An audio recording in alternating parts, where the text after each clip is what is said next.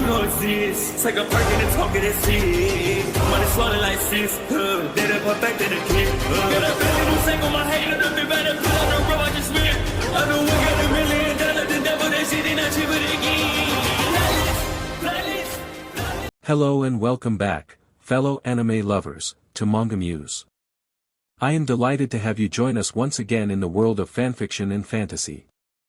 This is the third part of What If Naruto Meets Pokegirls. Special note, this fanfic is written and a masterpiece of Minidragon 5 on FANFICTIONnet. Do check and support the author too. Now smash the like, share and subscribe button for more. Also press the bell icon so that you never miss such great parts. Thanks for the introduction. Now let's dive into the world. Just outside of the Hidden Leaf Hokage Tower. 5:23 in the morning. Just as Kat, Kushina, Naruto, Naruko and Yukimi exited the Hokage Tower, they all see Mikoto and Sasuke waiting for them. While Sasuke is leaning his back on the left side, red stone pillar and looking away from them with his arms crossed over his chest. Mikoto walks up to them with a smile. "Hey, you all don't mind if Sasuke-kun and I come to see your clan grounds, do you?" Before anyone else could say anything, Kushina gives Mikoto a nod while smiling. "Of course you and Sasuke-kun can come. We have to go to Naruto-kun's apartment first though. You know, to get all of his stuff." Mikoto nods her head. "Of course. And Sasuke-kun and myself would love to help Naruto-kun move out."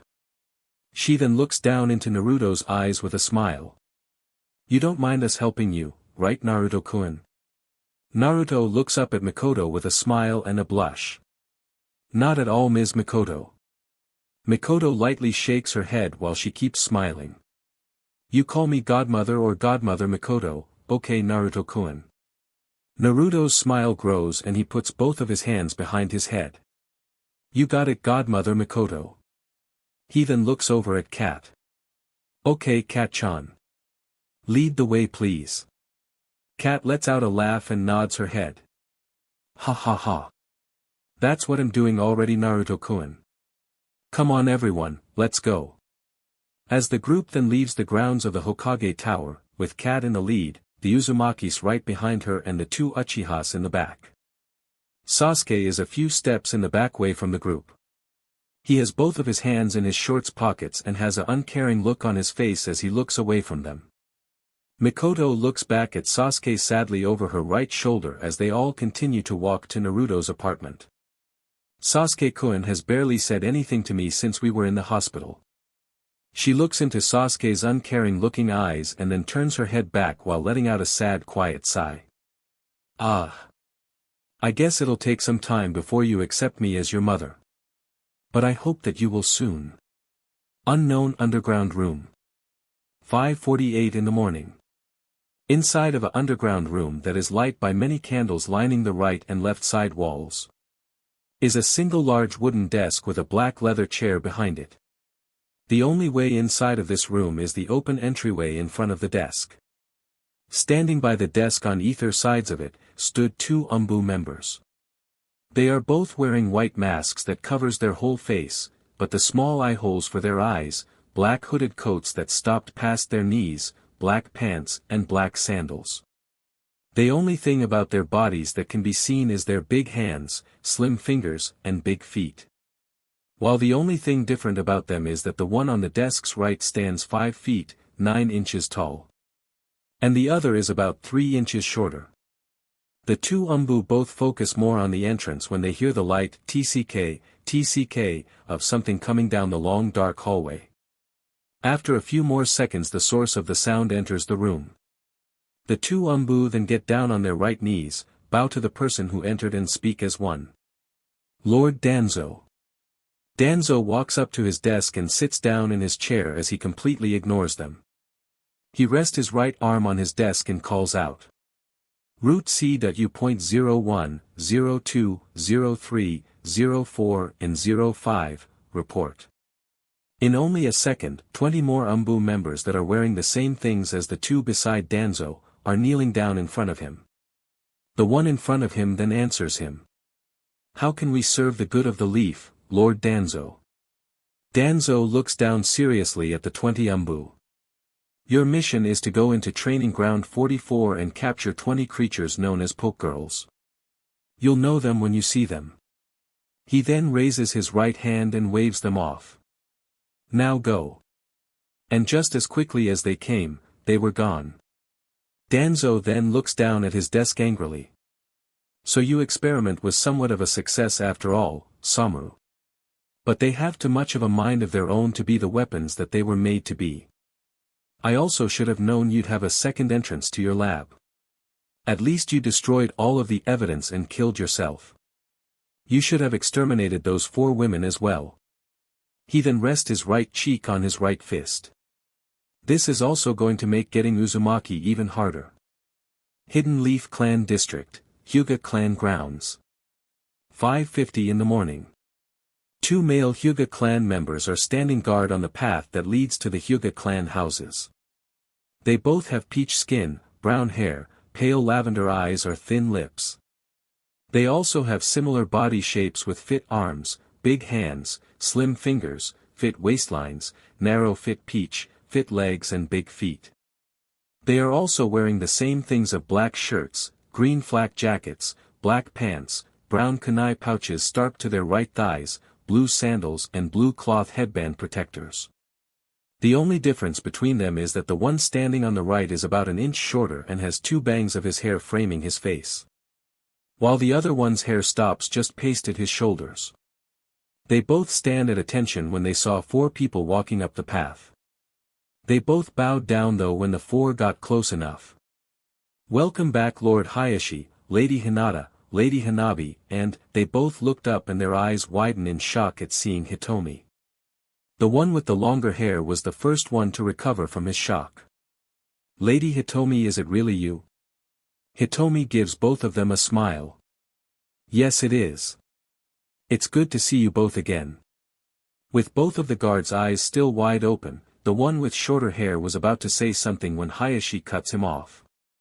There is time for questions later. In fact, I want you 2 to tell the whole clan that I am calling a meeting in 1 hour. The 2 guards then give Hayashi a bow. Yes Lord Hayashi. The 2 then jump away and completely disappear in a second. Hitomi looks over at Hayashi seriously. Good, because you and I have some things that need to be talked about, Hayashi-kun. Hayashi nods his head while looking at Hitomi just as seriously. Yes we do Hitomi. The 4 of them then continue to walk down the path through the Hyuga clan houses. Hyuga clan grounds, clan's head's house.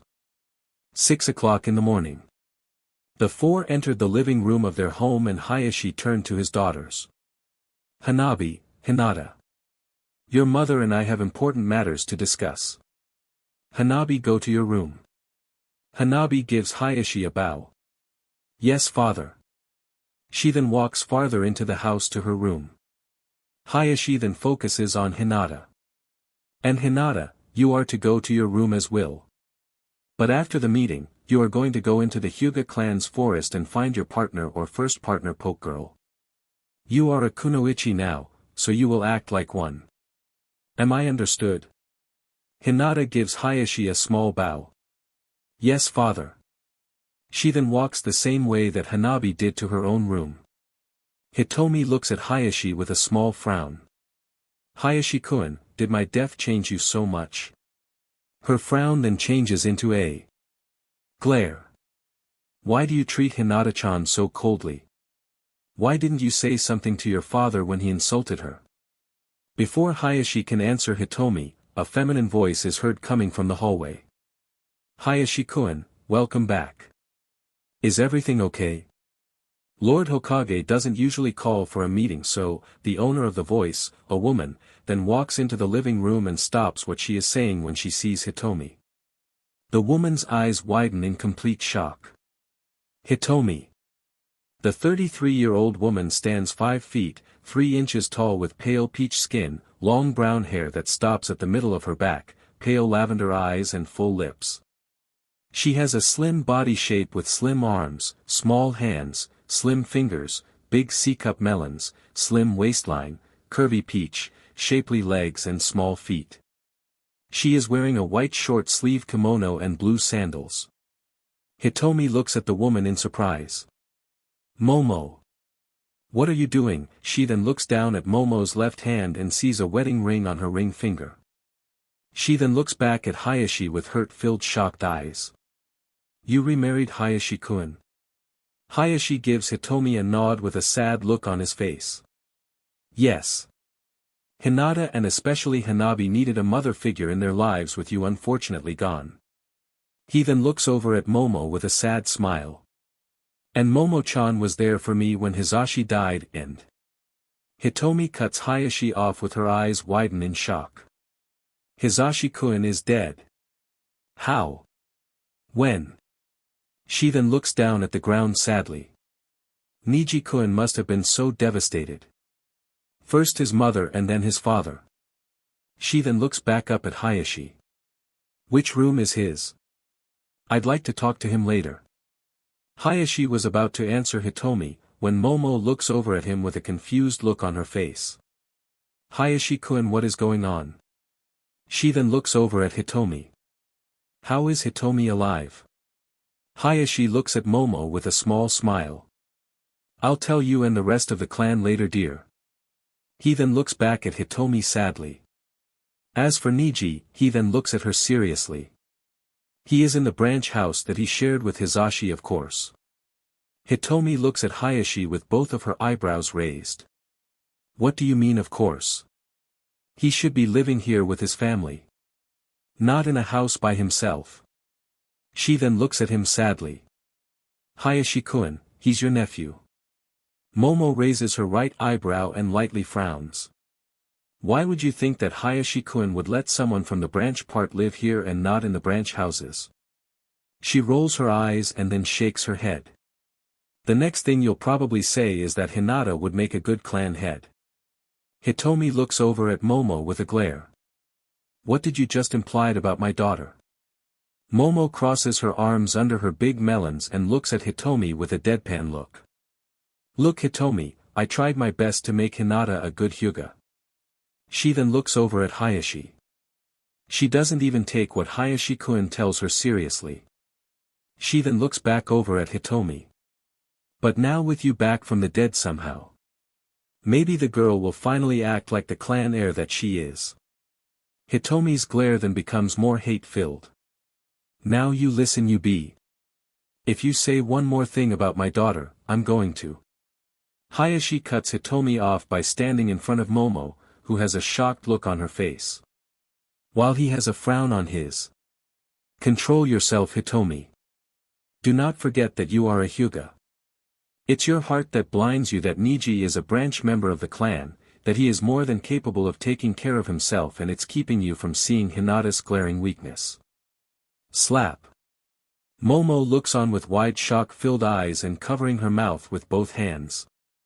Hayashi's eyes are also wide in shock, his head forced to the right and a pink right hand print on the left side of his face. Hitomi was glaring at Hayashi with her right arm still out to the left, after slapping him hard. You put that DMN seal on Niji-kun didn't you? And you just refused to stand up for our no. My daughter. And you have the nerve to call her weak. She then lets her right arm fall to her side and her hands tighten into fists. You are not the man I love. Hayashi looks back at Hitomi with his own glare. Do not forget who you are talking to Hitomi. Hitomi doesn't back down and continues to glare at him.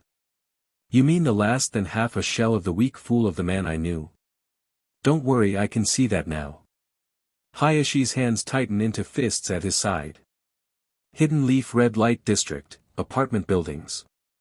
6:05 in the morning. Meanwhile, now inside of Naruto's apartment. Naruto, Naruko, Kushina, Yukimi, Kat, Mikoto and a reluctant Sasuke are all helping put all of Naruto's belongings into sealing scrolls that Kat had brought with her. Kushina has a tick mark above her twitching left eyebrow. She looks up at Naruto with an unpleasant look after sealing the item away. I still can't believe that the old man let you live here, Naruto-kun. Naruko puts a scroll into her right pants pocket and then looks at Kushina sadly. It's the only place that allowed me, Naruto, to stay. Naruto looks over at Kushina with a small smile. It's okay, Mom. We're moving out now, besides, it's not so bad. Bang. Aha. Bang. Aha. Bang. Oh, F. Everyone but Naruto and Naruko turn to the right side wall where the banging and is coming from. Both Naruto and Naruko sighed with their eyes closed and blushes on their faces, while they said at the same time, I hate Mondays. Both Kushina and Mikoto have their eyes widen, their mouths dropped open and blushes of their own. Kat just shakes her head. Yukimi, on the other hand, even though she is also blushing, she looks over at Naruto with a smile and a twinkle in her eyes. Sasuke raises his right eyebrow as he looks at the wall. He then looks at the others. I'll wait for all of you outside. Bang. Came, yes baby. Bang. Sasuke lets out a sigh and has a small blush on his cheeks. Please hurry. He then turns and walks out of the apartment. Naruto looks around the room, making sure they have everything. Well, that's it actually. So we can all go now. As they were leaving, Mikoto had to keep a hold of Kushina as they passed the neighbor's door. Daigo clan grounds. 7 in the morning. Inside of the large dining room of the Daigo clan's head two-story house. 7 people are sitting at a large table eating breakfast with a chunin-ranked ninja keeling down behind each of them. Sitting at the head of the table is Junichi. To his right is Nobukiko, Sasuke and Koji. Sitting to his left is Mai, Atsuko, and Go. Atsuko glares down at her food as she stops eating. How can those fools vote for that demon drat to have a clan? Go looks over at Atsuko and nods. I'm with you, mother. He then looks over at Junichi. Junichi, where is your mother? I'd like to ask her why she voted for that fox brat. Junichi frowned as he stopped eating. I don't know, she left just before I called you all here for this meeting. Mai looks up at everyone as she slams her right fist on the table. We should have taken care of that demon a long time ago. We have to have it killed now. Koji shakes his head and then looks at Mai. Calm yourself, daughter. He then looks around at everyone. And I don't think I need to remind any of you about what Kushina Uzumaki is capable of, do I? Everyone shudders after hearing him. Sasuke looks over at Koji with his left eyebrow raised. Then what are we supposed to do? He then looks down while gritting his teeth. That demon is going to get money that should be ours. Nobukiko nods his head with a frown. But what do you expect from a fool of a demon-loving man of a Hokage? We have to make a move now. Junichi folds his hands in front of his face as he looks at everyone. No, we will not. After he gets everyone's attention, with all of them looking at him like he's crazy, he then continues. Clone or not, he then looks at Koji. Like you said, Koji. None of us have any ninjas in our clans that can even do anything against her. He then looks at everybody in the room again. If we are finally going to kill that demon brat, we need to get everyone together for it. He then smirks behind his hands. Besides, this can work out for us one way or another. Mai raises her right eyebrow. What do you mean, Junichi? Junichi looks at Mai with a smile. Well, you heard the Hokage. He wants us to see the demon and its family as real Uzumaki.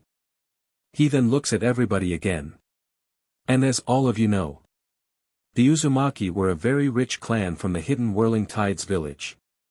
Nobukiko looks at Junichi in confusion. And how does any of that helps us? Junichi smirks once again. Simple, all we have to do is make sure that they get a mission to get what's rightfully theirs. I don't think I need to remind anyone here how dangerous those ruins are. So either they die trying or we have them killed before they get back. Go smirks as he laughs. Ha ha ha ha ha ha ha. Perfect. Hopefully it's the latter so we can actually make more money off of the demon's death. Atsuko nods her head with a smile. Most wonderful idea. She then looks over at Junichi. Is that all for today, Junichi? Junichi looks down at the table for a second before looking back up with a smile. I know. Why not have the ninjas here catch us a poke girl each for ourselves? I'd like to see if they would make good slaves or not. Sosuke looks at Junichi with a grin. Good idea, Junichi. He then frowns at all of the ninja in the room. Well, what are you all waiting for? Get going. All of the ninjas then bow their heads with a, yes my lord, or, yes my lady. Then quickly disappear. Sosuke frowns at the doorway that the ninjas had to have used to exit the room. Could they have moved any slower? He then turns back to the others and rolls his eyes. Family. Soon to be Uzumaki clan grounds. 7:24 in the morning. Naruto, Naruko, Kushina and Yukimi are all looking up in shock of the large two-story house in front of them that's going to be their home. The mostly gold and red house, that has the Uzumaki crest on the door, sits in a large open piece of land that is big enough for at least another 30 houses that can be built on it. It is surrounded by trees, except for two pathways through the forest. One is the path that they took to get to the large house. This path leads to the large doors that act like gates to the clan grounds. The second path, however, which is to their right and not behind them like the first one. This one leads to a large beach that circles around a large lake. Kushina continues to look around in shock. How did Minato-kun do all this without me knowing? Kat, who is standing a little way behind the four with Mikoto and Sasuke next to her, shrugs her shoulders. I have no idea, Lady Kushina. You are going to have to ask Lord Hokage. She then points to the large gold and red house with her right index finger. Now, as all of you can clearly see, the only house that is finished is the clan's head house. I've been told that it has 50 rooms, but there is no furniture at all. Mikoto looked over at Kat. Oh. That's why you told us to bring all of the furniture from Naruto-kun's apartment. Kat turns her head to Mikoto and gives her a nod. She then looks at the second path. Also, from what I've been told, that path leads to a large saltwater lake with a beach around it and some sea life from the land of whirlpools in it. Kushina turns around quickly and cuts Kat off with a hopeful look on her face. Like whirlpool crimson lobsters. Kat looks over at Kushina and nods. Yes. I believe that is one of the things that live in the lake I was told about. Kushina then looks down at the ground sadly. If only I know the recipe. Naruko looks at Kushina in confusion. Mom. What recipe are you talking about? Kushina looks over at Naruko with a smile. I'm talking about one of our clan's greatest treasures, Naruko-chan. Everyone looks at her with wide eyes, except for Sasuke, who only raises his right eyebrow. The famous Uzumaki, Crimson Star Ramen. Both of Naruto's and Naruko's wide eyes start to sparkle, their mouths drop open and a small bit of drool comes out of the corner of their mouths. Naruko can only blink as she looks at Kushina. We have our own ramen. Naruto can't help but smile after getting over his shock. I knew that I was not the only one that thinks ramen is the food of kami. My clan was smart enough to know that too. Kushina looks down at Naruto with her right eyebrow raised. Of course it is Naruto-kun. She then frowns with her eyes closed and wags her right index finger. If anybody says otherwise, don't listen to them. They are probably crazy. Mikoto face palms with her right hand and lets out a sigh. Ah. They are definitely Kushina-chan's kids all right. Kat then looks over at Yukimi. Yukimi-chan. When the poke girl looks over at her, she then continues. Can you tell if there are any poke girls inside? Yukimi gives her a smile and nods her head. Sure, just give me a second. She then walks up to one of the closed windows of the large house. She gets up on the tips of her toes, looks around inside and then sniffs the air. She then looks back at the others with a serious look on her face. Yes, there are poke girls inside. I'm not sure how many, but I'm sure there are more than 10. Kushina looks over at Naruto with a small smile. Well, it looks like you and I are going to get our partners right now, Naruto-chan. Mikoto walks up to Kushina and puts her right hand on Kushina's right shoulder to get her attention. Wait, Kushina-chan. Why not you, Naruto-kun, Naruto-chan and Yukimi-chan stay with me and Sasuke-kun for a few days? Sasuke then looks at her in shock and with his mouth dropped open. That way, you can buy some new furniture and hopefully work out something with the Pokegirls inside your home. Kushina gives Mikoto a smile. I don't see why not. She then looks over at Naruto and Naruto. What do you two think? Naruto and Naruto look over at Sasuke for a second and then each other with a frown. Naruto then looks back up at Kushina and was about to say something.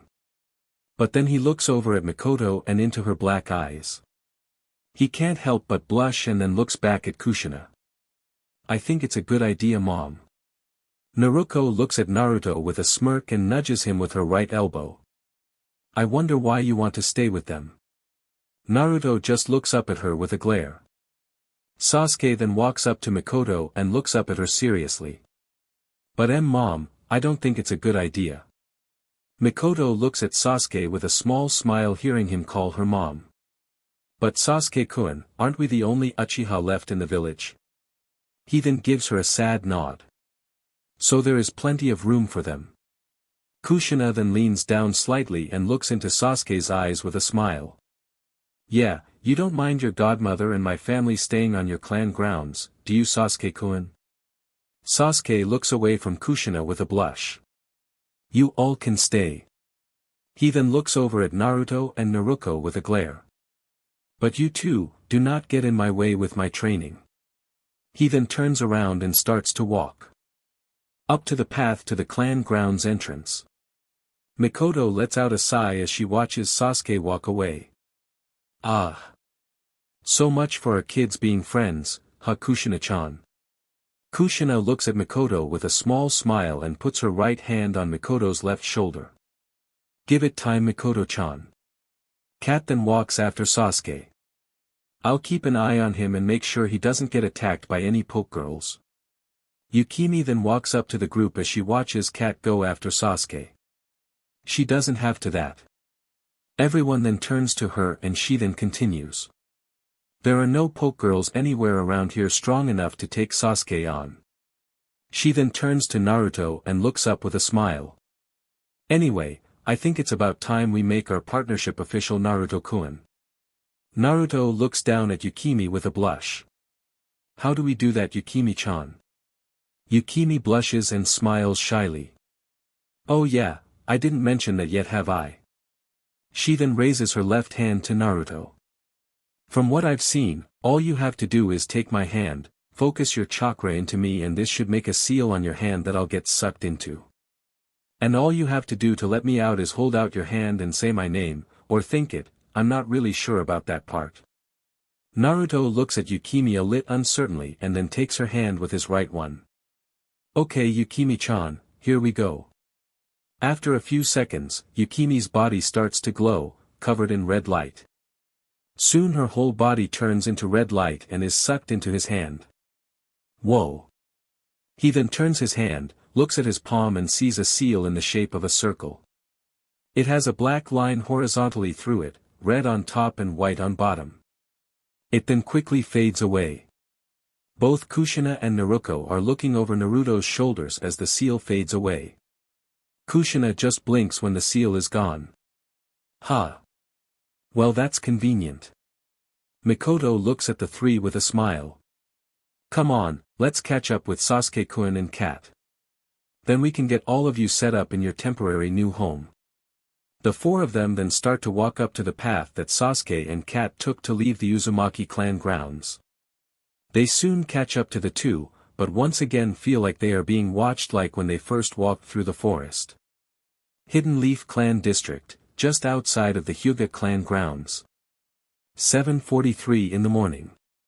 The large red double doors with the Hyuga clan symbol on them, slowly open and Hitomi walks out. She is looking down sadly with tears running down her cheeks and white bandages wrapped around her forehead. She also is carrying a black suitcase in her left hand. After taking a few steps, the large doors are closed with a small slam. Hitomi looks back at the doors and lets out a sad sigh. Movement out of the corner of her right eye catches her attention. She looks up at the top of the 15-foot white wall that the doors are attached to. She sees a small brown bird sitting there before it flies away. She lets out another sad sigh and then continues to walk down the white stone path. Uchiha Clan Grounds. 8:07 in the morning. Mikoto stands in front of a two-story mostly white and black house. She looks at Kushina, Naruto and Naruto with a smile. How about this one? She then turns her head to the right and looks at a larger two-story house that's a good few feet away. It's the closest one to my and Sasuke-kun's home. So we can be neighbors. She then looks back at them. Kushina looks at the house Mikoto looked at and then back at her with a smile. Sounds like a good idea to me, Mikoto-chan. She then looks at both Naruto and Naruto. What do you two think? Naruto looks at Kushina with a smile and nods. I like it. I'll definitely not mind staying here for a little while. Naruto has his eyes closed, a smile on his face and a small blush on his cheeks. Well, godmother Mikoto picked it out. So I say yes that we stay here. Kat nods her head, walks up to Naruto and gives him the sealing scroll she was holding onto. Here's some of your stuff, Naruto-kun. I'll come by later today, bye. She then puts her right hand into the tiger seal and body flickers away, leaving a swirl of leaves behind. Sasuke then walks up to Kushina and gives her the sealing scroll he is holding onto. Here. Kushina takes the scroll with a smile. Thank you, Sasuke-kun. Sasuke looks away from her with a blush. You're welcome. Enjoy your stay, godmother Kushina. He then walks away to his house. Mikoto looks at Kushina with a small smile. Well, it looks like Sasuke-kun likes you, at least Kushina-chan. Kushina puts her hands on her curvy peach and smirks. Of course he does. Just give me a couple of days, Mikoto-chan. I'll have Sasuke-kun opening up in no time. Mikoto's smile widens and she nods her head. I believe that you can, Kushina-chan, but I'm going to try and talk to him before I go and try to find my Pokegirl partner. I'll come back to help clean and set up after I find my partner. By Kushina-chan, Naruto-kun, Naruto-chan. She then walks after Sasuke, who has left the door to their home open for her. The three of them are waving to Mikoto and then Kushina looks at Naruto. Speaking of Pokegirls. Let's go back to our house to see if some of them want to be our partners, Naruto-chan. Naruto looks at Kushina with a smile and nods. Good idea, mom, let's go. Kushina looks at Naruto with a smirk and a twinkle in her eyes. Oh, okay. Let's see how fast you are. Better keep up with me. She then jumps up onto the roof and then quickly jumps from roof to roof. Both Naruto and Naruto watch Kushina go with wide shocked eyes. Naruto then shakes her head and jumps up onto the roof. Hey! Wait for me, mom. She then jumps after her, trying to catch up with her. Naruto just blinks as he watches them go. Wow! I didn't think that mom would be so fast. Good luck catching up to her sister. He was about to go inside the house when he saw someone coming. Huh? Who is that? When the person got closer his eyes widened slightly. Wait, isn't that Hinata-chan's mom? Hitomi looks up and when she sees Naruto, she walks up to him. Hello, Naruto-kun. Can I talk to your mother, please? Naruto looks up at her and shakes his head. Sorry, but you just missed her. He then notices her slightly red eyes. Hey, are you okay? Hitomi gives Naruto a small smile. I'm alright. I just go talk to Mikoto-chan. She was about to leave when he lightly grabs her right wrist. She then looks back at him confusingly. Naruto-kun. Naruto blushes as he looks at Hitomi. I think she wants to talk to Sasuke alone right now. He then lets go of her wrist. Hitomi then gives Naruto a nod. She then points at the house right behind him with her right index finger. Is this where all of you are staying right now? After getting a nod from him, she then continues. Do you mind if I come inside and wait, Naruto-kun? Naruto nods his head with a small smile and blush. I don't mind. He then walks up to the door and opens it for Hitomi. We haven't cleaned up yet though. Hitomi gives Naruto a great full smile. That's okay. And thank you, Naruto-kun. She then walks inside of the house. Naruto watches Hitomi enter the house with a worried look. I wonder what happened. He then enters the house himself and closes the door. Uzumaki clan grounds. 8:27 in the morning. Kushina has her hands on her peach and a smirk on her face as she looks down at Naruto. I wasn't expecting you and Naruto-kun to be as fast as me. But you, and more than likely Naruto-kun, are a bit slower than I thought you'd be. So it looks like I have to up you two's training. Naruto is in front of Kushina with her hands on her knees and is breathing heavily. Why ugh? Do I ugh? Have a really bad feeling about that. She then stands up straight after she catches her breath and then looks at the Uzumaki head house right behind her mother. So now that we are here. She then looks at her mother seriously. What's the plan then, Mom? Kushina turns around and looks at the building for a few seconds. She then looks over her right shoulder back at Naruto with a small smile. We go in and talk to them and try to work something out. And if things go bad, we just kick their ass. Naruto gives Kushina a nod and a smile. Sounds like a good plan to me. She then raises his right hand and then makes a fist. Let's do this, Mom. The two women then walk up to the front door and Kushina reaches into her right pocket. It's a good thing the key was sealed inside of the scroll with the deed. She then pulls out the key, which is a shiny bronze with a red Uzumaki crest at the end. She then unlocks and opens the door. They walk inside and what they see makes their eyes widen in slight shock. The room is a bit larger than they both thought it would be. The mostly empty room has red walls, a staircase big enough for 3 people to use at the same time, 2 hallways with one on each side of the staircase, another one at the top of the staircase, a railing connected to the top of the staircase and around above them as part of the second floor, and 6 gold pillars helping to hold up the second floor. They are standing between 2 of them and 2 each by the left and right walls. Naruto just blinks as she looks around. Wow. So this is the living room? It's 4 times bigger than my Naruto's old apartment. She then looks at the 3 hallways and then back at Kushina. So which hallway should we pick first, Mom? Kushina looks down the 2 first floor hallways and sees some doors open just a crack. She then looks upstairs with a frown and crosses her arms over her chest. You girls are not good at hiding. Naruto's eyes widen in shock and then she looks around frantically. What, Mom, you see them? Where? I don't see anyone. Kushina then puts her hands on her peach. Come on out already. Not only I know that all of you are watching us, but I know where each of you are hiding. All 23 of you. Naruto looks back at Kushina and was about to say something when a female voice coming from upstairs cuts her off. What do you two want with us? Kushina then takes her hands off her peach and stops frowning. Well, all of you are actually living in our and my son's home. So we're here to see if we can make a deal with you. A different female voice then comes from the left hallway. Please don't kick us out. Then another female voice is heard coming from the same hallway. Shut up, you idiot. You are making it sound like we are weak. Then from the right hallway comes a 4th female voice. Both of you shut up. You're not helping the situation at all. A 5th female voice is then heard trying to whisper. You know they can hear you too, right? The first female voice is then heard yelling.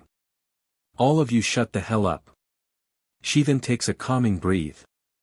As for you two, let me guess what this deal is you're talking about. We are to get out of your house right now, or you two we make us leave, violently. But both of you are outnumbered. And we are more than ready to take the two of you on. Then a bunch of female voices yell out. Are you out of your mind? Naruto puts both of her hands up and waves them a bit frantically. Wait. We don't want to fight. She then puts her hands down.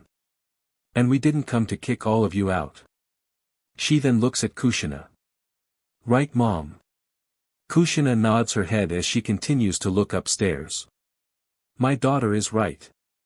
We did not come to kick anybody out. As all of you can see, it's going to take us and my son a while before we can move in. She then smiles. So here's the deal. If you all promise not to attack my family or any of our friends, then all of you are welcome to stay here with us. She then looks at Naruto. Do you agree, Naruto-chan? Naruto gives Kushina a smile and nods her head. Yeah. This house is more than big enough for all of us. And if I agree, then I think Naruto will agree with it too. She then turns back to where the female voices are coming from and was about to say something, but was cut off by a bunch of them. What? You two will really let us stay? But this is your home. Aren't you pissed that we broke a window to get in? You moron. Shut up. They don't know about that. So we can just live together. You two are awesome. Thank you both so much. The first voice is then heard again. Girls. Ah. Okay, say that we believe you. She is then cut off. I believe them. Yeah, me too. They're CC as hell and you want to ruin us living with them. Are you crazy? I want to meet her son. I bet he's really handsome.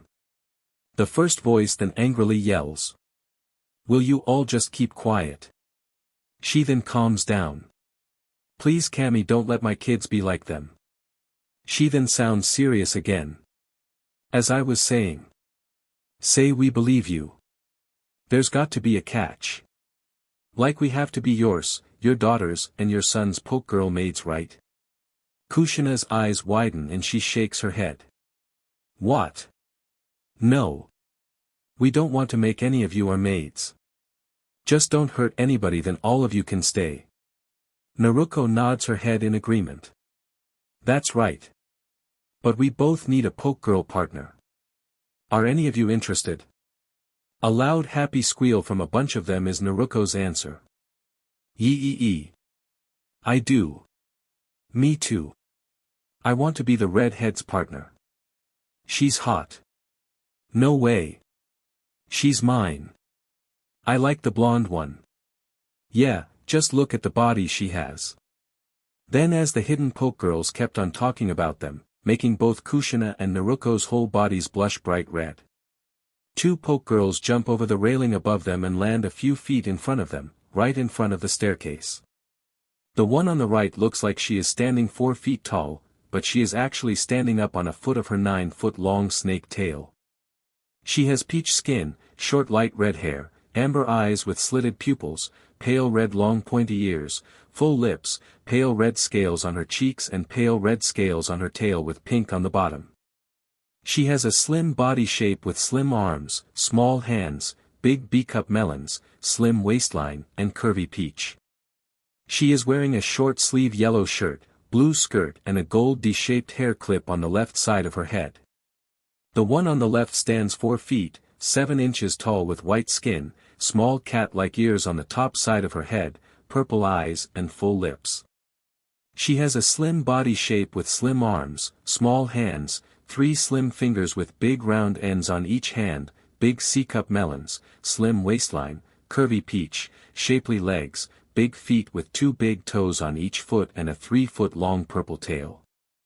She is wearing a gray sports bra and gray shorts that stop at the top of her thighs. The first female voice is then heard once again. Maya. Sitantu. What are you two doing? The snake-like poke girl named Maya is the one who answers her.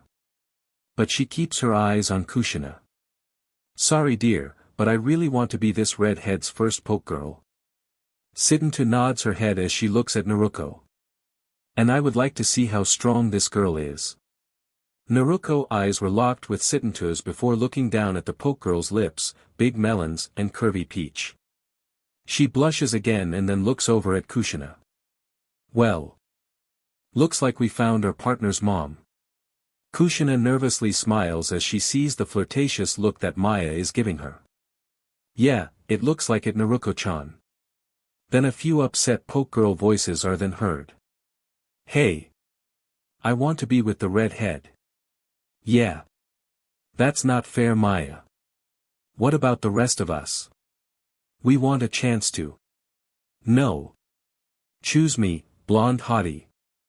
No. Me. I'd be the better partner. Please choose me, Ms. Redhead. Maya looks at where the voices are coming from with a smirk. Sorry dears, but we made the first move. So we get to be their partners. Sitantu looks in the same direction with a glare. Are any of you girls challenging me? The first voice is then heard. Girls. That's enough. Remember. We promised not to fight each other and to share this house. There are other ways to settle this. Naruto's eyes widen as a thought suddenly hits her. The Pokegirl HRM calling. She then looks at Kushina. Hey, remember what Yukimi-chan said about that earlier today, Mom? Kushina looks at Naruto and gives her a nod. Yeah, she also said that she wasn't sure if women would feel it. She then blushes. But, it might be a good idea to have more than just one partner anyway. Who knows what can happen in the future? Maya's eyes widen as she looks at Kushina and Naruto in shock. Wait. You two know about the Pokegirl HRM calling? Sitantu raises her right eyebrow as she crosses her arms over her chest. So this Yukimi-chan is one of us Pokegirls then? I thought I felt one of our kind with you when all of you came by earlier. Kushina looks at Sitantu and gives her a nod. Yes. She is my son's partner. She then addresses all of the hidden Pokegirls. How about this? Me, Naruto and my son will come here once a week to put the furniture in, fix this place up a little, help keep it clean and help build some more houses in the large open field around the house. So if any of you want to also be one of ours or my son's partners, you can just ask us. And those of you that don't want to, can just stay here or pick any of the new houses when they are finished. Do you all agree? They then hear the rest of the Pokegirls agree. Okay. As long as you promise. I'll be waiting for you, cutie. See you next week, Naruto-chan. Don't forget me, my red-headed hottie. Until we meet again, appealing. As the other Pokegirls kept up with their agreements and saying goodbyes. Making Kushina and Naruto blush red again. Maya looks in the direction of the voices with a pout and her hands on her peach. While Sitantu has her eyes closed with her hands still crossed over her chest. The first female voice is then heard again. Well, I guess we all agree. So before you two leave, I'll just like to say thank you for letting us stay in your home. Sorry we broke in the first place, and her voice then has an embarrassed tone to it. I'd like to meet this son of yours. A few of the hidden Pokegirls then voiced their agreement. Me too. Ditto. Like I said earlier, I bet he's really handsome. I'll agree with you. He is going to come with you too next time, right? The first voice is then heard again. Anyway, Sitantu, I hope that you find what you're looking for. Maya, try not to be such an embarrassment, please. Maya looks in the direction of the voice with a frown and her hands tighten into fist at her sides. Hey! What is that supposed to mean? She then smirks and crosses her arms over her chest. You're just jealous because she picked me. Sitantu opens her eyes and looks over at Maya. Actually, we picked them, Maya. They just agreed to it. Kushina then gets the two Pokegirls' attention. Well, that went as good as I hope it would. She then turns around and looks at Naruto with a smile. Come on, Naruto-chan, you too, let's go tell Naruto-kun how well this went. She then looks over her right shoulder back up the stairs. Well, this is goodbye for now. Hopefully we get to actually meet you girls next time. Naruto smiles as she waves in the direction of the voices. See ya girls in a week. The four of them then left the future Uzumaki clan's head house and closed the door behind them. As soon as it is closed, a single voice is then heard. You all think they hopefully forgot about the window. Uchiha clan grounds. Inside of the Uchiha clan's head house. 8:09 in the morning. Sasuke is sitting at the table in his living room with his hands clasped on top of it. He is frowning down at the table, but he looks up when Mikoto enters the room. Mikoto looks at the frown Sasuke is giving her with a sad one of her own. Sasuke-kun, I know this has to be HRD on you. Me being back, but even if I'm some sort of clone. I promise you that I am Mikoto Uchiha. I have the same memories and the same love that I feel for you, my son. Sasuke just looks into her eyes for a bit before saying something. Then you can answer this question for me. Mikoto sits in the chair across from Sasuke and then gives him a nod. As long as I know the answer, then of course I will. Sasuke's frown then changes into a glare. Then why did you and Dad let Itachi kill both of you? Mikoto looks away sadly before looking back at Sasuke.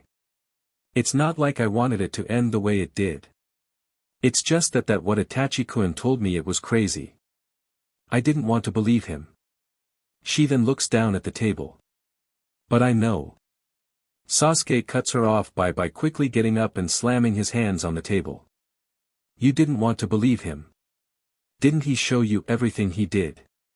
He did for me. I had to watch it all. Him murdering the entire clan. My friends. Our family. Dad. Tears then start to fall from his eyes. You. I had to watch all of it over and over again. Without being able to stop it. Without being able to close my eyes so I couldn't see it. He closes his eyes and his hands tighten into fist as he starts to cry. Mikoto's eyes had widened in shock when Sasuke started to yell. When he started to cry, she got up out of her chair and quickly went around the table and hugs him. I'm so sorry that you had to go through all of that, Sasuke-kun. She then puts her left hand on the back of his head and makes him rest it on her chest. I know this is going to be hard, Sasuke-kun, but I want to know what Itachi-kun said to you. Okay. Sasuke pulls out of the hug and looks into Mikoto's eyes with a frown. Stop calling him that. He then tries to wipe away the still falling tears from his eyes with his right arm. And you didn't answer my question. Mikoto lets out a sad sigh as she looks at Sasuke. I will, sweetie, but please answer me first. Sasuke looks away from Mikoto as his tears continue to fall. I tried to run away. After seeing Itachi standing over yours and Dad's lifeless bodies. He caught me and he said. Foolish little brother. You're too weak for me to even worry about killing. So go ahead and live your life like a coward and keep running. But, if you actually want to kill me, then fill your heart with anger and hate for me. Only then will you have the power to kill me. But until then, I want you to see what I did. He then looks back up at her. You can guess what happened next. What he made me see over and over again. Now, can you answer my question please, mother? Mikoto looks away from Sasuke with a sad smile. Unfortunately, I know what he wants now. She then looks back at him. But to answer your question. I was trying to stop Itachi and your dad from fighting. That was when Itachi accidentally killed me, so I don't know how he killed. Sasuke's eyes widen in shock as he cuts Mikoto off. What? Do you mean, by accident? He then looks into her eyes with a frown. And what do you mean by what he wants? He then glares at the floor as his hands tighten into fists. He did what he wanted. Mikoto shakes her head and looks at Sasuke with a sad smile. I mean, I stepped in the way when Itachi tried to stab you, father. He tried to put me under a genjutsu, but I've always been able to break out of them, no matter how strong. He wanted me to live so you wouldn't be all alone. Sasuke shakes his head as he looks at Mikoto in disbelief. And no. I saw it. He showed me. He then glares as tears start to fall from his eyes again. I saw him kill everybody in cold blood. You can't just expect me to believe that he was actually going to let you live. Why? Why was he not going to kill you when he killed everyone else? Mikoto then lets a few tears fall from her own eyes. But I don't think he did kill everyone in the clan. Sasuke looks at her in unbelieving confusion and she puts his right hand on his left shoulder.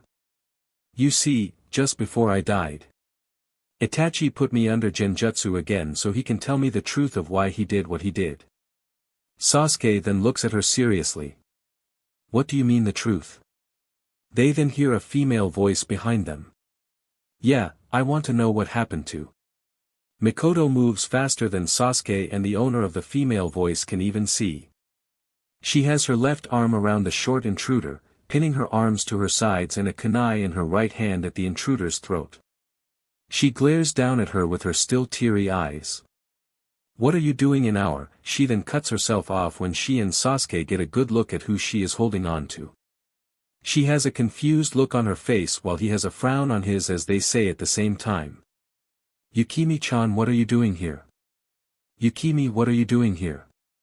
Sasuke quickly wipes away the last of his tears with his right arm and then looks back at the poke girl. And where is the dead? Where is Naruto? The poke girl has a frightened look on her face as she then looks over at Sasuke. I don't know who you are talking about. I'm sorry I broke in. I just wanted to meet you. She then tries to look up at Mikoto. Ms., I promise I won't cause any trouble. I even leave if you two want me to, just put the kunai away, please. Mikoto takes the kunai away from the poke girl's neck, but keeps it close to her side. She then lets her go and keeps her eyes on her as the poke girl takes a few steps away, then turns around to look at both of them. Mikoto and Sasuke then look the poke girl up and down and see that even though she looks just like Yukimi-chan, she is instead wearing different clothes. Being a small black tube top that shows off some melons and a black mini skirt. The poke girl then looks at the two of them with a confused look. How do you two know my name? Well, part of it. She then looks at Sasuke with a flirtatious smile. My whole name is Yukimi-badaman. It's nice to meet you, Sasuke-kun. Sasuke just looks at Yukimi-badaman for a second before looking back at Mikoto. Mother, what is it that Itachi told you? What is the truth of what happened that day? Mikoto looks at Yukimi-badaman who is looking down on the floor sadly at Sasuke just ignoring her. She feels sorry for the poke girl, but looks back at Sasuke. For right now, I'll give you the somewhat short version. Apparently, your father and about 1/3 of the clan were about to start a civil war here in the village. Sasuke's eyes widen in shock as he looks up at Mikoto. What? Why would father want to start a war? Mikoto lets out a sigh as she closes her eyes. Ah. That is part of the long version. She then opens her eyes and looks at Yukimi-badaman. But we have a guest that came here to see you, so I'll tell you the longer version later. She then lightly frowns. And I would like to know what she wants with my son. Yukimi-badaman looks at Mikoto with a nervous smile and her hands up in defense. I don't want to hurt him. I promise, miss. Mikoto gives her a deadpan look and puts her hands on her peach. My name is Mikoto Uchiha and I know that you don't want to hurt Sasuke-kun. But I know enough about poke girls to have an idea of what you want. Sasuke calls out to Mikoto to get her attention. Mom. He then continues when she looks at him. I don't care how long it is. So please, just tell me everything. Mikoto lets out another sigh as she looks at Sasuke seriously. Ah. Sasuke-kun, I know how frustrating not knowing everything is.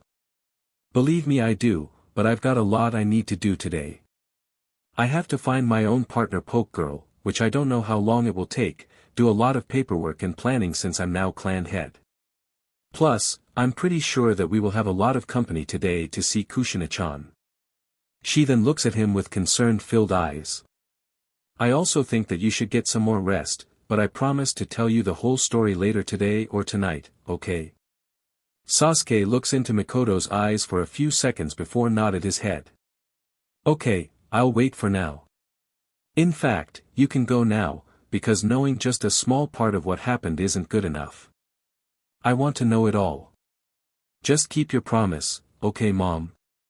Mikoto gives Sasuke a small smile and then pulls him into a hug, which he returns. Don't worry, I will, Sasuke-kun, I will. She then gives him a kiss on the forehead and then looks into his eyes. I'll be back as soon as I can.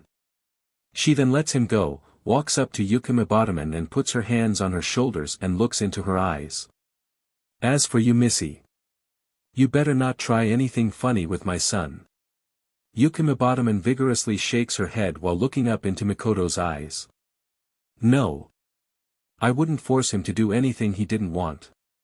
She then looks down on the ground sadly. Believe me. I and all the other Pokegirls know how that feels. Mikoto looks down at Yukimi Bottoman sadly. She then pets the Pokegirl on top of her head, making her look back up at her. She gives her a small smile and gets one back in return. She then looks back at Sasuke. Be back soon. She then walks out of the house and closes the door behind herself.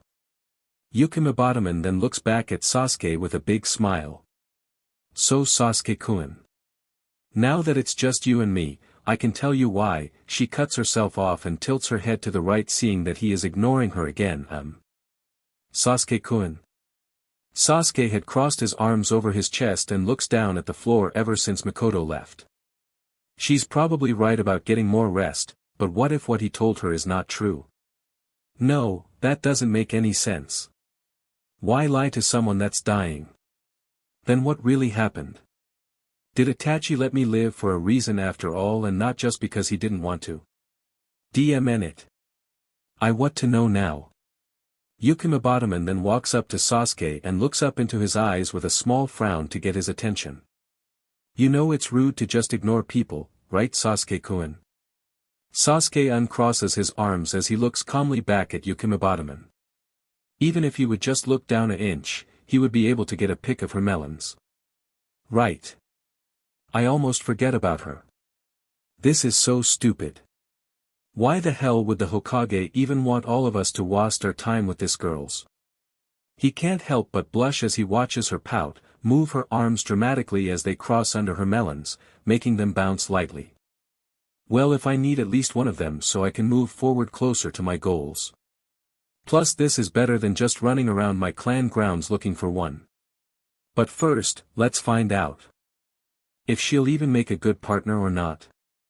He then fights down his blush. Hey. Yukimi Bottoman, right? Yukimi Bottoman nods her head and gives him a smile. Yes. It's both my name and the kind of Pokegirl I am. Sasuke nods his head as he continues to look at Yukimi Bottoman seriously. Right. So tell me, why did you want me to be your partner? And depending on her answer, it will show if she is going to be helpful or a pain. Please, don't let her be another Sakura or Ino. Yukimi Bottoman gives Sasuke a big smile as she takes a step back. Oh, that's easy, Sasuke-kun.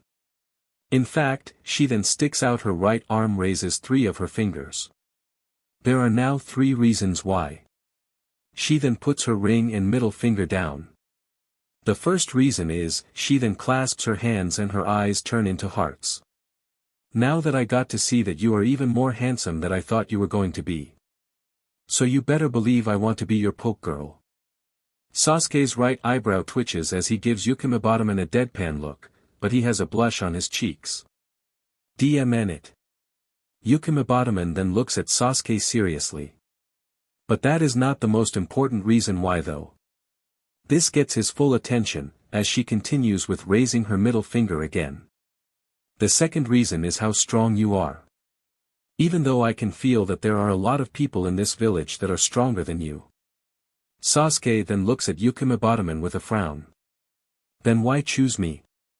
Yukimi Bottoman gives Sasuke a smile as she continues. Because I wouldn't really get stronger with any of them. He gives her a confused look, so she then explains. Well, you see. I'm afraid that if I chose one of the stronger people here, they would just protect me.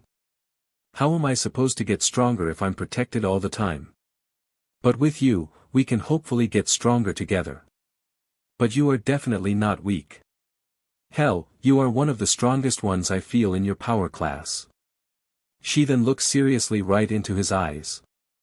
But the most important reason I want to be your poke girl, is the look in your eyes. Sasuke raises his right eyebrow as he looks at her in slight confusion. What do you mean by that? Yukimibatoman's hands tighten into fists at his sides. The look in your eyes tell me that you are a person that would do anything to get stronger. I may not know why you want to get stronger, but for me, she then looks away from him sadly. Well, she then looks back at him while crossing her arms over her chest. You know that we poke girls used to be human, right?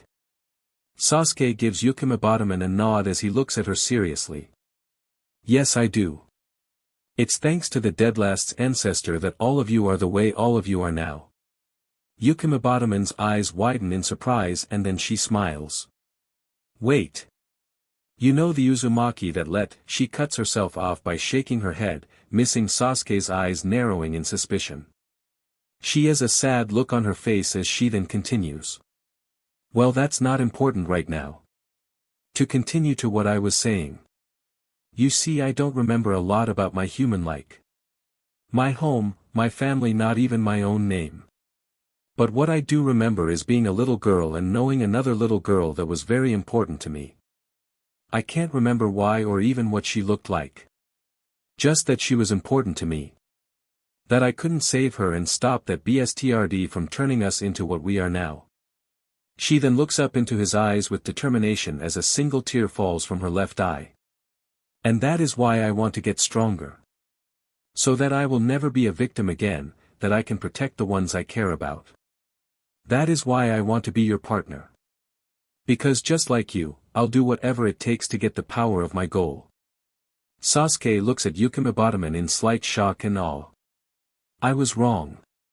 She's nothing like Sakura or Ino, or any of those other fangirls. She's farther than any of them can ever be. This might not be too bad after all. He then walks up to her and puts his left hand on her right shoulder. Okay. I'll accept you as my partner, but your name is way too long. So how about I call you Yukita instead? Yukita gives Sasuke a big smile, jumps up on him, wraps her legs around his waist, grabs him by the shirt with both hands and pulls him into a passionate kiss. Sasuke's whole body blushes red and his eyes widen in complete shock. The hell?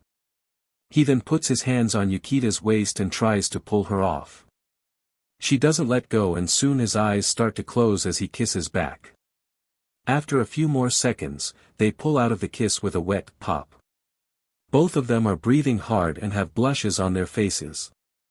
Yukita smiles as she looks into Sasuke's eyes. I love it. It sounds like a real name. Thank you, Sasuke-kun. Sasuke looks away from Yukita with a small frown, but still blushes. Why, you're welcome. Now get off of me. After she gets off of him, he turns around and starts to walk away. Yukita, come with me. Yukita's right eyebrow raises as she follows after Sasuke. Where are we going, Sasuke-kun? Sasuke stops and looks over his left shoulder at Yukita. To my backyard. I want to see what you are capable of. He then starts walking again. Yukita smiles as she continues following after Sasuke. Yes.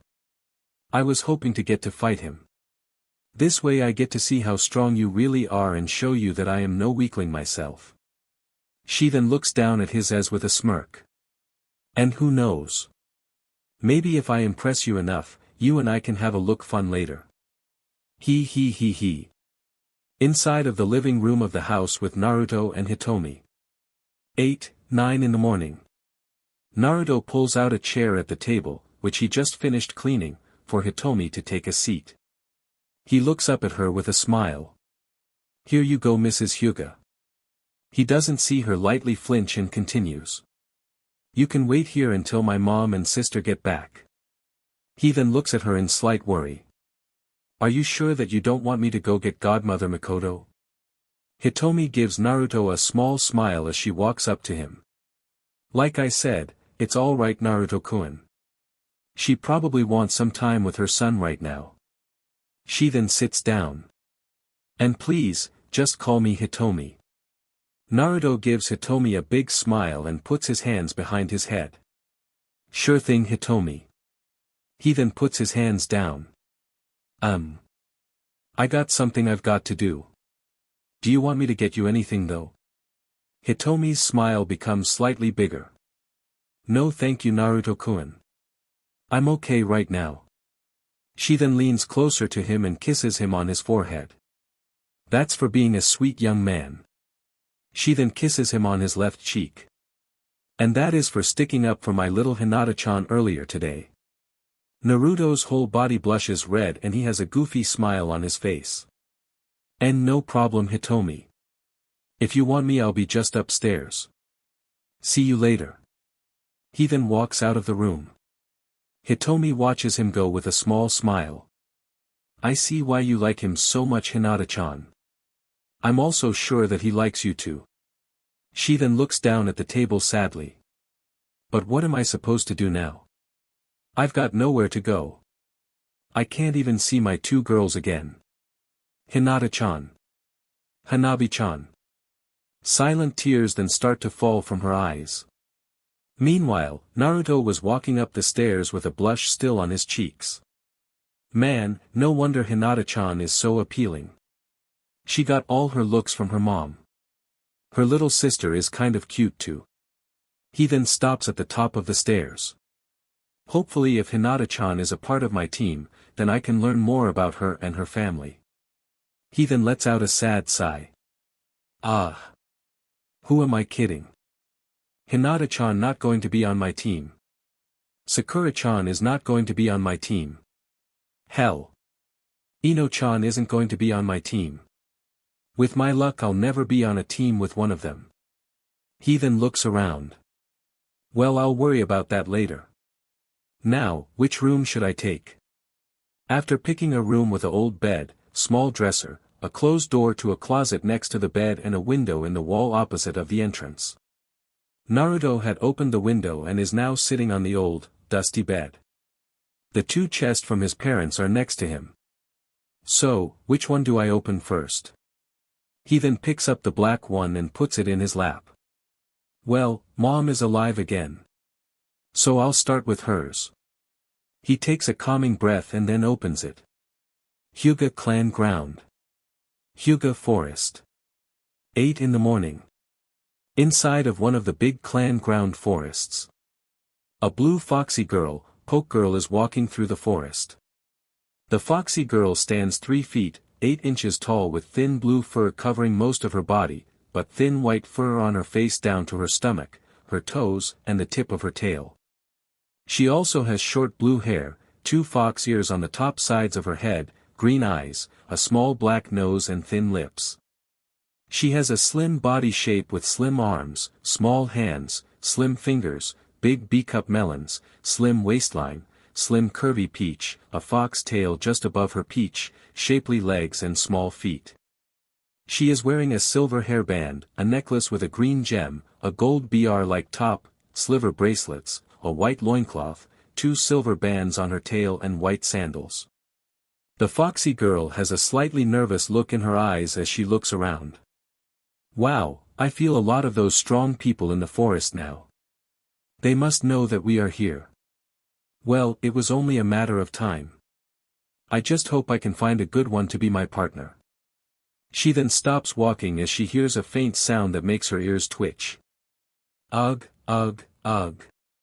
The foxy girl looks to her left to where the sound is coming from. Whatever it is in that direction. It sounds like someone crying. She then starts to walk in the direction of the crying. She does look around every now and again to make sure this isn't a trap. Meanwhile, Hinata is sitting under a large tree while she is hugging her legs and crying into them. Why father? Why would you do that to mother when we just got her back? She lifts her head up a bit and the tears can be seen running down her face. Why are our clan's rules like this? Why? Why are you crying? Hinata quickly jumps away from the tree after hearing the soft concerned-sounding feminine voice. She quickly goes into a gentle fist-fighting pose as she looks up into the tree. Her shocked tear-filled eyes widen as she sees the blue fox girl sitting on a branch. Who are you? The fox girl raises her hands up as she looks at Hinata in concern. Don't worry, I don't want to hurt you. I heard your crying and wanted to see who it was. She jumps down onto the ground and then clasps her hands in front of herself. What happened, if you don't mind me asking? Hinata stays in her fighting position as she keeps her eyes on the fox girl. I know that you are a poke girl. A small blush forms on her wet cheeks. And I know what you want. The fox girl's eyes widen in surprise. Wait, how do you know that I'm a poke girl? She then shakes her head and raises her hands again at realizing what Hinata meant. No. I wouldn't try anything like that to you. She puts her arms down as she looks the teen girl up and down. Well, if you were my partner I would have suggested it to try to make you feel better. She then sits down on her folded legs as the teen girl's blush darkens. I promise that I won't try anything bad. Talking about what's wrong to someone could help. She then gives her a small smile. My name is Crystal, by the way. What's yours? Hinata drops out of her stance as she looks at Crystal. She looks into the fox girl's eyes as tears still fall from her own. After a few more seconds she then wipes away her tears with her right coat sleeve.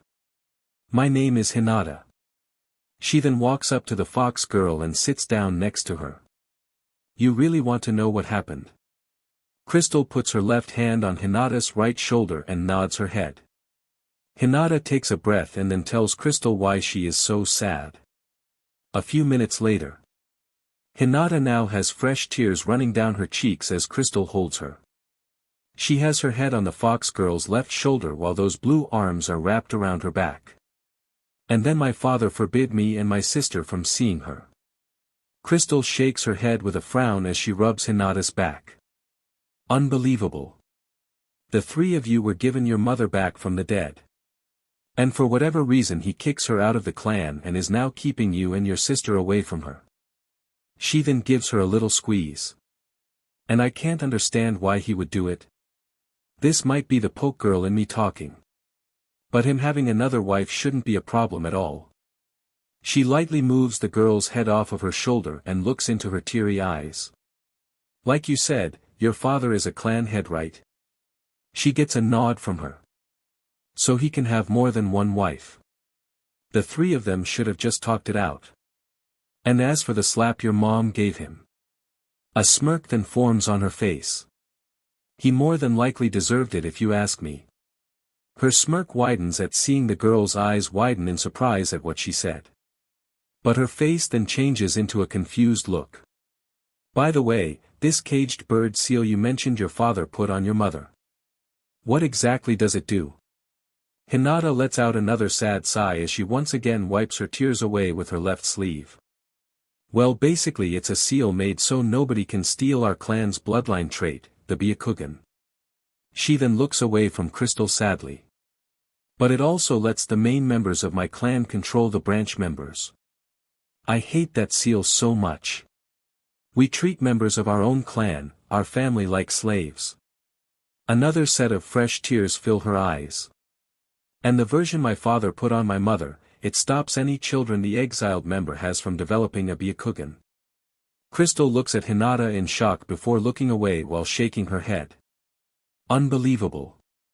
To do that to members of your own family. She then looks back at the girl with a frown. I don't mean to be disrespectful, but I don't think I'm going to like your father at all. Hinata turns her head farther away as silent tears fall from her eyes. I'm not happy with him right now either. Crystal then stands up with a smirk on her face. Well, it's a good thing that you are going to be in charge soon. Hinata looks up at Crystal in surprise. What are you talking about? Crystal looks down at Hinata with a smile and her hands on her peach. Well, since you're the older one, that means that you are next in line to lead your clan. So you can ban that DMN seal and it can hopefully never be used again. Hinata sadly looks away from Crystal. But I'm nothing more than a disappointment to my clan. I'm not fit to be the next clan head. I'm weak and useless and... Crystal frowns as she bends over, lightly grabs Hinata's chin with her right hand and makes her look up into her eyes. Now you listen to me, cutie. She smiles as the teen girl's whole face blushes red. As long as I'm around, you will not talk about yourself like that. If you want things to change in your clan, then stand up and fight for it. She straightens herself back up. You have to be brave to make a difference. To have the faith to believe in yourself, so others would also believe in you. Hinata continues to blush as she looks into Crystal's eyes. Believe in myself. Like how Naruto-kun believes in himself. But can I even do the Naruto? Giving her a smile pops up in her mind. She then gives the fox girl a nod with a determined look. I'll try my best. Crystal gives Hinata a smirk and reaches out to her with her right hand. Now that's more like what I want to hear. She then helps pull the teen girl up after she takes her hand. And I'm going to help you out the best way I know how. Hinata slightly tilts her head to the right with a confused look. How you going to help me, Crystal-chan? Crystal gives Hinata a big smile with her hands on her peach. By being your poke girl, of course. Hinata's eyes widen in shock. Why you really want to be my partner, Crystal-chan? Crystal nods her head as she puts her left hand on Hinata's right shoulder. Yeah, I do. You are definitely a good person, Hinata, and I want to help you change your clan for the better. She then gives the teen girl a wink with her right eye. Plus I want to make sure you see your mother again. Hinata gives Crystal a smile and a slight bow. Thank you, Crystal-chan. I promise to be a good partner. Crystal gives Hinata a smirk as she looks into her eyes. Oh, I think we can seal the deal with something better than a bow, cutie. Hinata blushes as she looks at Crystal in confusion. What do you mean, Crystal? Her eyes then widen as the fox girl lightly grabs her cheeks and pulls her into a kiss. After a few seconds she pulls out of the kiss with a wet pop and smirks at the heavily breathing shocked girl. Sorry, Hinata, but I just couldn't help myself. I am a poke girl after all. But I can make it up to you by coming up with a way you and your sister can see your mother. Hinata's whole face is blushing bright red as she looks away. It's okay, Crystal-chan. I'll show you your new home. She then turns and looks over her left shoulder at Crystal. Follow me. The two then walk through the forest towards the Hyuga clan houses. Haruno clan grounds, Haruno forest. 8 in the morning. A 13-year-old girl has an unhappy look on her face as she looks around while walking in the Haruno forest. I can't believe I have to do this. The girl stands 4 feet, 10 inches tall with peach skin, long pink hair that goes down to her mid-back. She also has large bangs framing her face, light green eyes and full lips.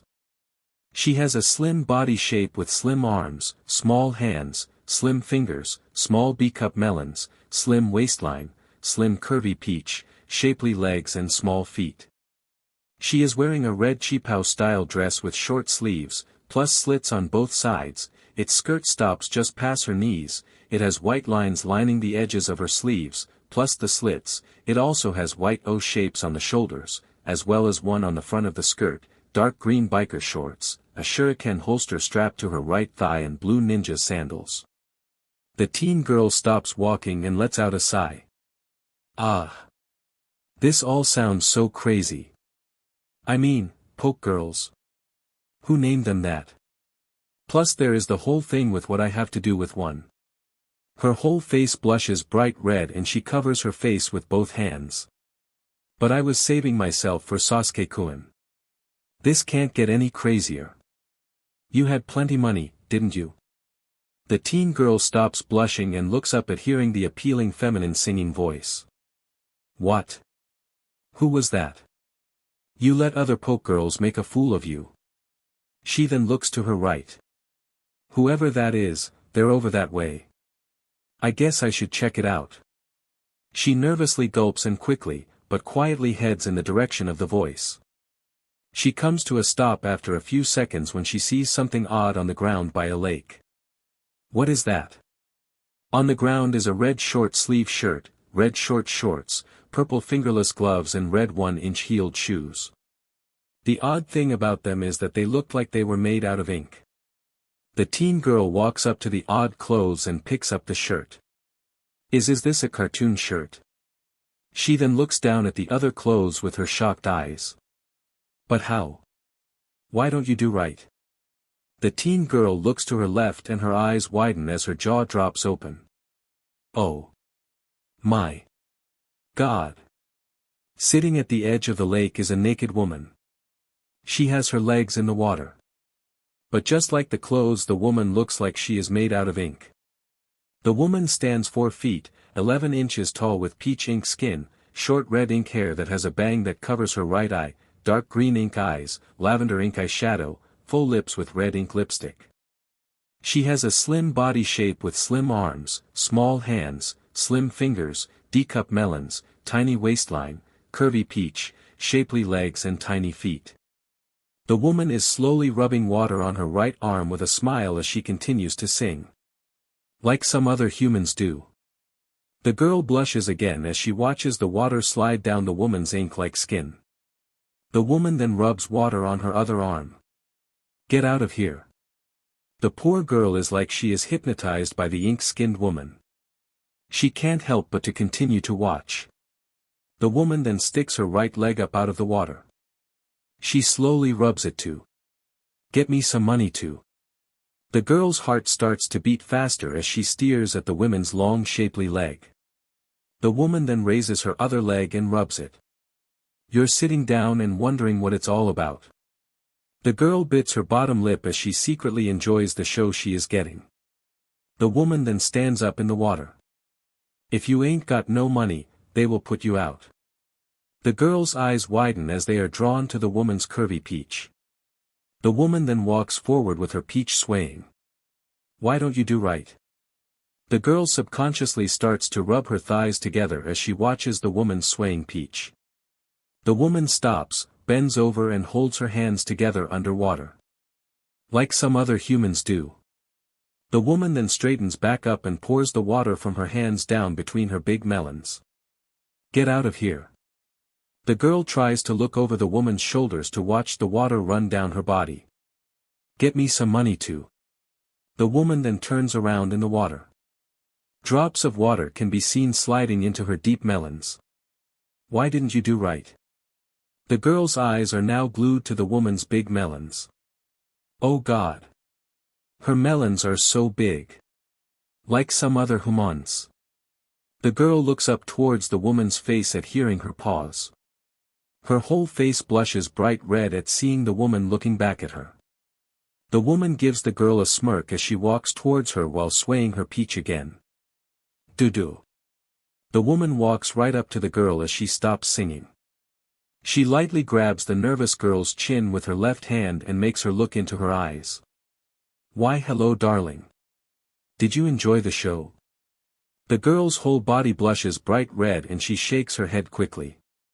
No, no, no, no, no. It's not what you think. I wasn't staring at you, Ms. She then gives the ink-skinned woman a nervous smile. I was just enjoying your appealing singing. Meanwhile, inside of the girl's mind, she pictures a version of herself that's very different. This version is completely black with white lines making out her shape and features. This also shows that she has caviar peach and small C-cup melons than the real her. She also has the words, Inner Sakura in white on her forehead. The last thing different about her is that she is acting more cartoon-like than the woman she is talking to. Inner Sakura dramatically rolls her eyes with her hands on her peach. There is no way in hell she is going to buy that. She then points at the woman with her right index finger. But who can blame me for staring at her? She's like every cartoon character's wet dream come to life. She then lets her eyes slowly run up the woman's body. Her legs are so DMN long. I bet most guys would love to have those wrapped around them. Her peach are so nice and curvy.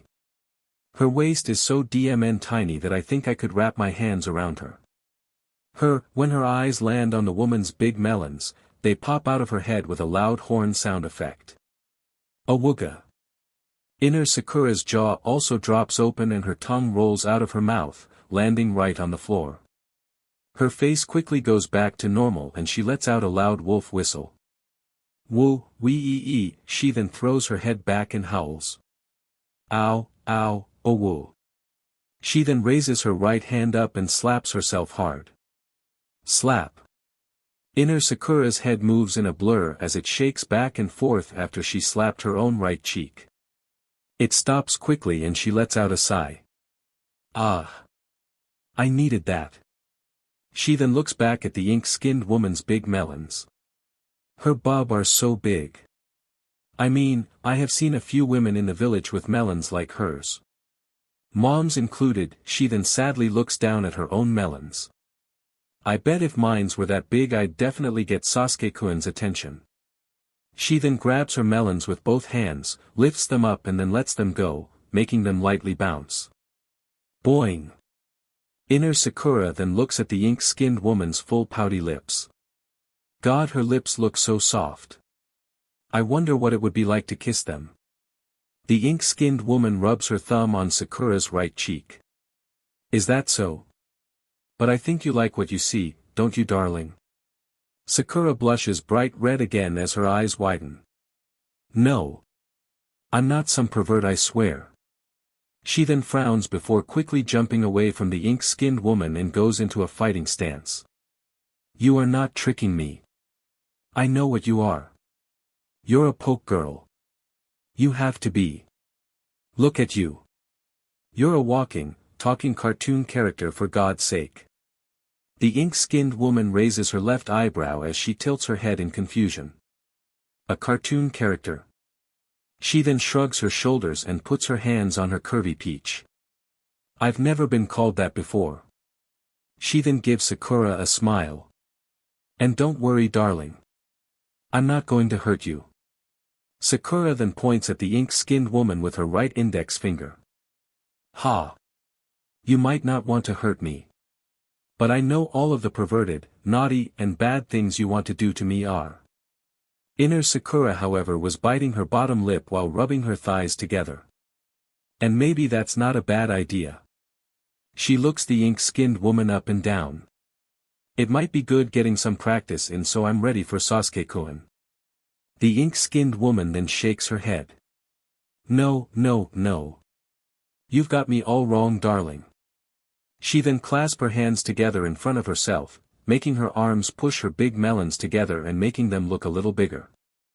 I'm not like some of these horrible girls. Most of us are not like them. She then gives Sakura another smile as she pushes out her chest. Besides, I'm not bad. I just look like I'm drawn that way. Sakura looks at her with a deadpan look while blushing lightly. Right, sure, you're not bad. Inner Sakura gulps as she stares at the ink-skinned woman's big melons. Oh, there is nothing bad drawn about you, lady. The ink-skinned woman then starts to walk toward Sakura. Each step causing her big melons to bounce. I promise I'm not bad, darling. I know we don't know each other. But I'll do anything to prove to you that you can trust me. She then stops in front of Sakura, puts her hands on the girl's shoulders, bends down a little and then pushes her big melons up against the girl's smaller ones. This makes a low drum sound that seems to come from her big melons. Tum. The ink-skinned woman leans her face closer to Sakura. Their lips almost touching. Anything. Sakura's whole body blushes bright red as her wide shocked eyes look into the ink-skinned woman's own. But I don't even know your name.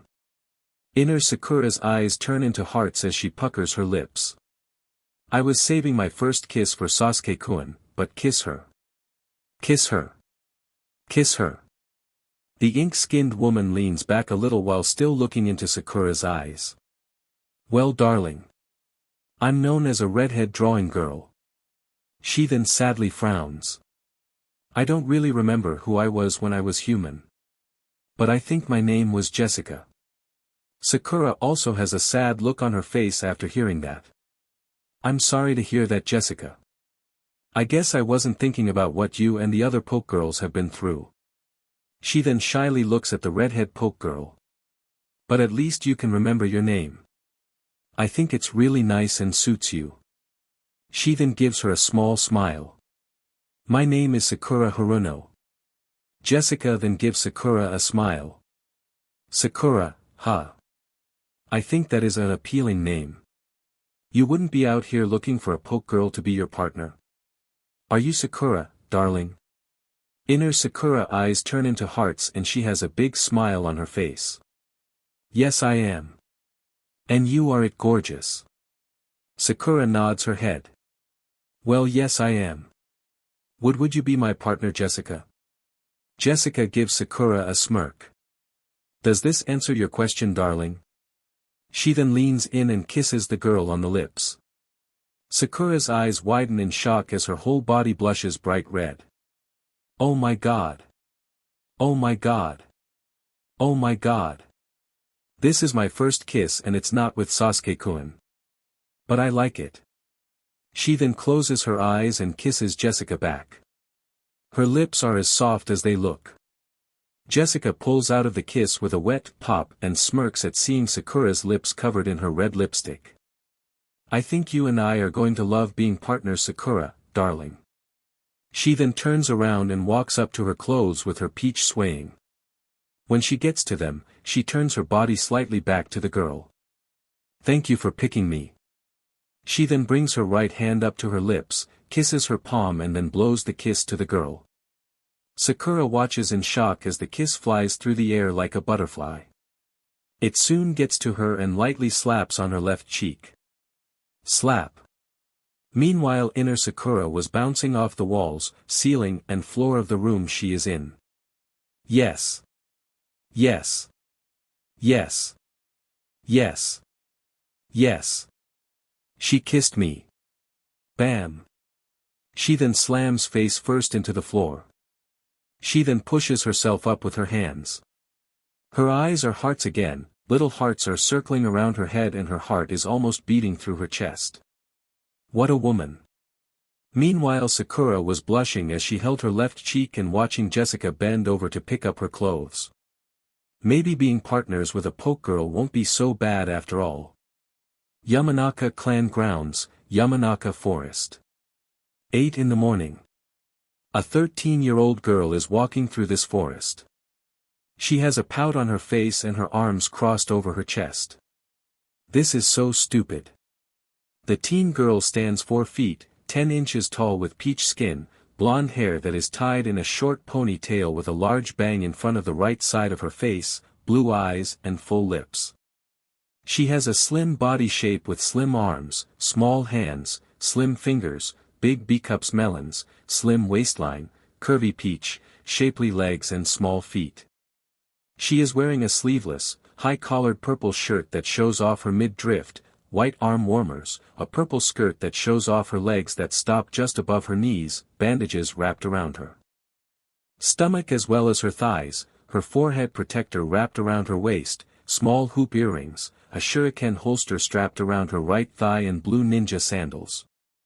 The girl stops walking as she lets out a upset sigh. Ah. This is a waste of time. She then puts her hands on her peach and looks around. I should be trying to find Sasuke-kun. Not some poke girl.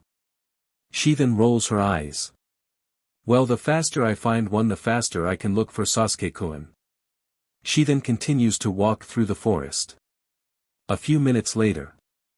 The girl has a tick mark on her forehead and a not too happy look on her face. Okay.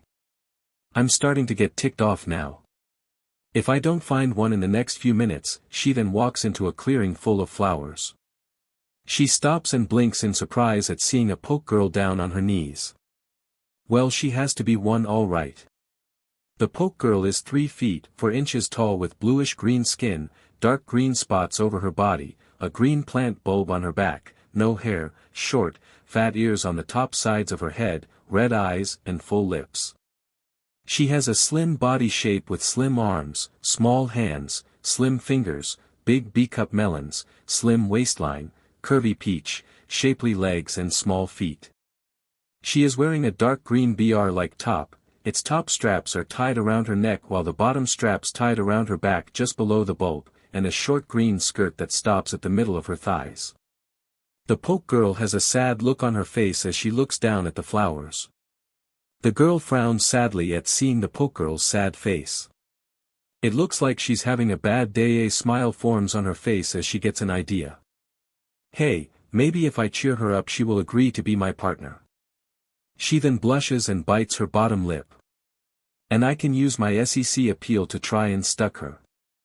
She takes a calming breath as she slides her hands down her peach. She then puts on her best flirtatious smile and walks towards her while swaying her peach. Why hello cutie. And what are you doing here in my clan's forest? The poke girl jumps a little at hearing the girl's voice.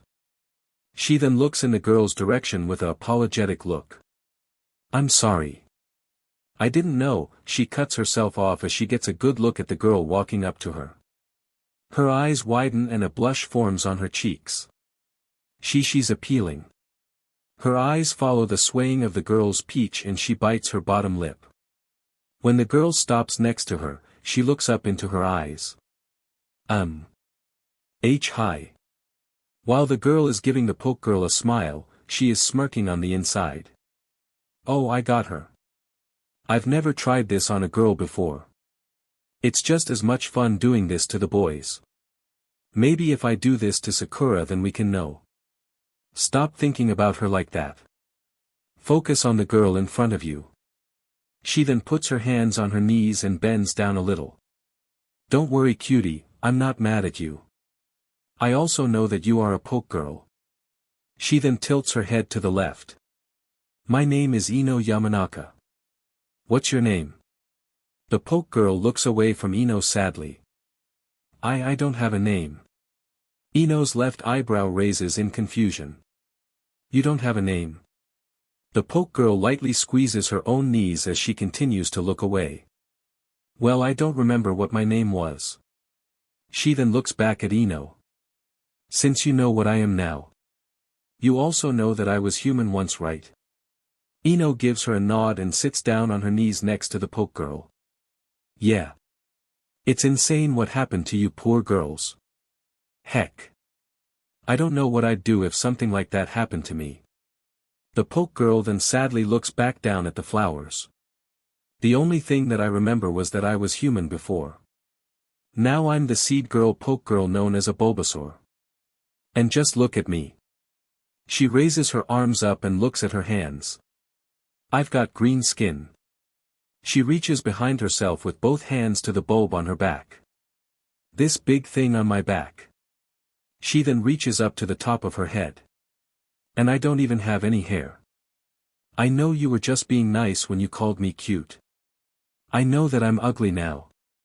Ino looks at Bulbasaur sadly for a second as she sees a younger version of Sakura take the seed girl's place. This is just like with Sakura when I first met her. Maybe I should just walk away from this one. I don't want to go through that again. No. I need a poke girl partner if I want to get close to Sasuke-kun. This won't end like it did with Sakura. A small smile then forms on her face. Besides, I guess making other girls realize that they are pretty is something I'm good at. She then puts her right hand on the poke girl's right shoulder. You are not ugly Bulbasaur. Bulbasaur turns her head to look at Ino in shock. I'm not. Ino shakes her head as she continues to smile. Of course not. If you ask me, your green skin makes you exotic. She then lightly touches the bulb on Bulbasaur's back with her right hand. And this looks like a flower bud on your back. I bet it will blossom into a gorgeous flower in time. She then looks at the seed poke girl's ears. And yeah, you don't have any hair, but it kinda works for you with those cute ears on your head. She then looks into her eyes. Your eyes are an appealing shade of red. She then looks at her lips. You have those soft and kissable looking lips. She then smirks and winks at her with her left eye. Plus you have a pretty CC bod there, Bulbasaur. Bulbasaur's jaw drops open and her eyes sparkle with hope. Really? Ino then stands back up with her hands on her peach. Yes, really. Like you said, you're the seed girl poke girl, right? She gets a nod from Bulbasaur and then continues. So you just need to give yourself some time. Right now you are just a cute and CC little seed. And then before you know it, you'll be a drop-dead gorgeous flower. She then reaches out to the poke girl. And I'd like to be there when it happens. So would you like to be my partner, Bulbasaur? Bulbasaur smiles as she looks up into Ino's eyes. She then suddenly jumps up at the girl, wrapping her legs around the girl's waist and her arms around her neck. She then closes her eyes as she passionately kisses her on the lips. Ino's eyes widen in shock as her hands accidentally grab Bulbasaur's peach cheeks. Oh my god. I'm kissing a girl. I mean, I know what her and I are going to have to do. But still. She then starts to kiss back and lightly squeezes the poke girl's peach. Would this be what kissing Sakura would be like? And would Sakura's peach feel like Bulbasaur's? She then pulls out of the kiss with a wet pop. DMN at me, stop that. Why did I have to realize that I have feelings for Sakura? I swear they're almost as big as my feelings for Sasuke-kun. Bulbasaur blushes as she looks at Ino shyly. I'm sorry. I guess I got a little carried away. Ino has a blush of her own as she puts Bulbasaur down on her feet. It's okay, Bulbasaur. Don't worry about that. You're actually a pretty good kisser. She then gives her an apologetic smile. I'm just sorry I squeezed your peach so much. Bulbasaur bites her bottom lip as she looks into Ino's eyes. Well, we're partners now. So you can touch me anywhere you want, Ino-chan. The blush on her cheeks darkens. It is okay that I can call you Ino-chan. Ino still has a blush as she smirks with her hands on her peach. Only if I can call you Bulb-chan. Bulbasaur gives Ino a smile as she nods her head. Yes, of course you can call me that. I like it. Ino then gives Bulbasaur a wink with her right eye. Well then, Bulb-chan, let's go home. I'll introduce you to my mother. The two girls then walk through the forest together, heading towards the Yamanaka clan houses. So alright folks, that's all for today. Stay tuned for more crossovers. Do subscribe, like and share for more such videos. Also check out the story and author Manidragon 5 on fanfiction.net.